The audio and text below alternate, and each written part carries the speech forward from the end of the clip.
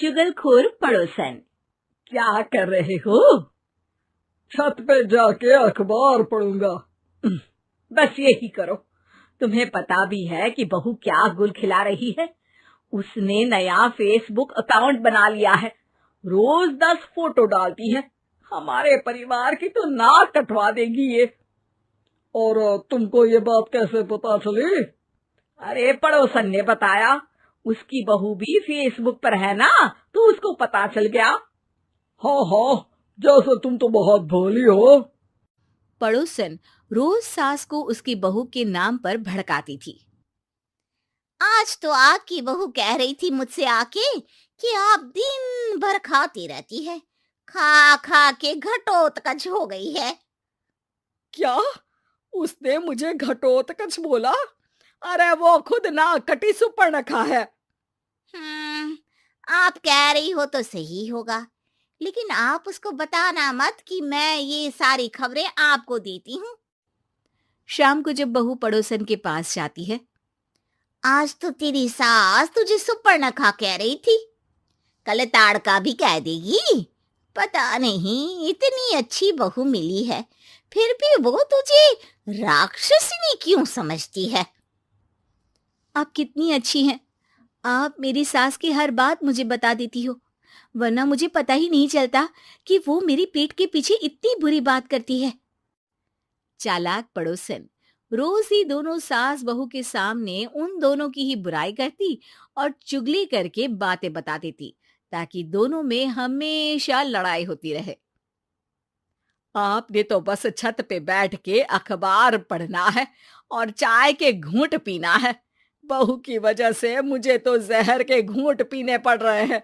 कल वो मुझे मोटी घटोत्कच बोल रही थी। तो तुम भी तो उसको नाक कटी सुपर्णखा बोल देती ना। हाँ हाँ, वही बोल दिया मैंने उसे। आप मुझे कितना समझते हो। बहुत अच्छे से।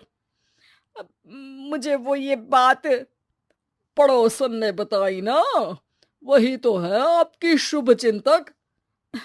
पर मैं इस बहू को ना सबक सिखा के ही रहूंगी।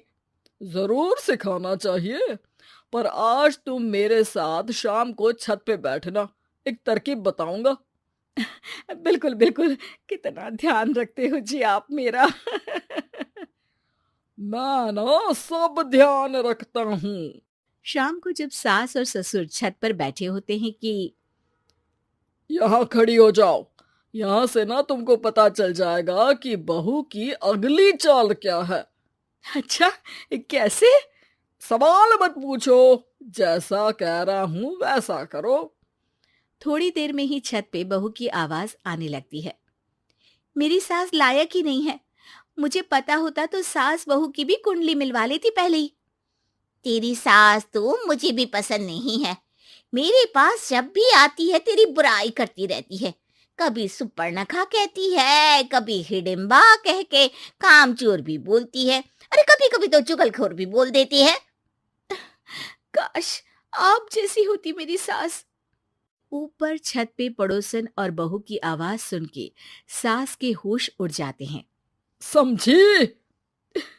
जी समझी। सुबह तुम्हारे सामने ये बहू की बुराई करती है और शाम को बहू के सामने तुम्हारी। मतलब आप सिर्फ अखबार नहीं पढ़ते, सारी खबरें भी रखते हैं। अब तो इस पड़ोसन को भी सबक सिखाना पड़ेगा। शाम को सास बहू को जाके पड़ोसन की साजिश के बारे में बता देती है। हाँ, मुझे माफ कर दो माँ जी। तुम भी अपनी माँ जी को माफ कर दो, इन्होंने भी तो तुमको बहुत कुछ कहा है। अरे बस बस, अब ये सोचो कि पड़ोसन को सीधे कैसे करना है।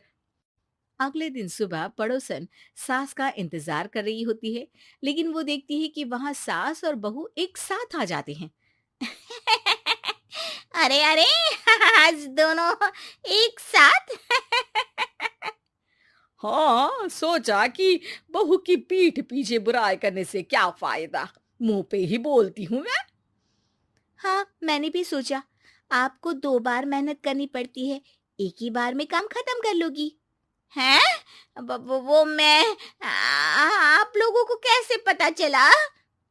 क्योंकि ऊपर वाला सब देख रहा है।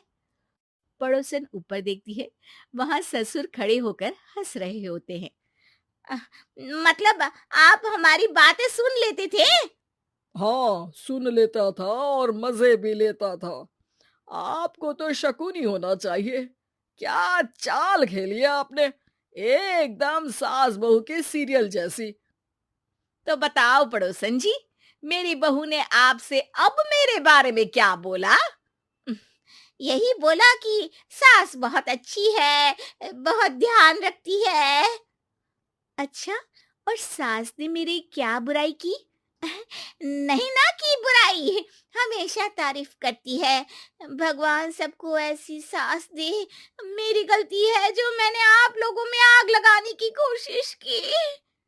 पर छत पे लगा हुआ सीसीटीवी, यानी कि शर्मा जी सब देख रहे थे। हाँ जी, मुझे माफ कर दीजिए। माफ क्या, आपको तो अब हम साफ ही कर देंगे अपने वालों की लिस्ट से। आज से आपकी और हमारी बात बंद, लेकिन बुराई जारी रहेगी। अब आपकी हरकत के बारे में पूरे मोहल्ले को बताना तो पड़ेगा ना आंटी जी।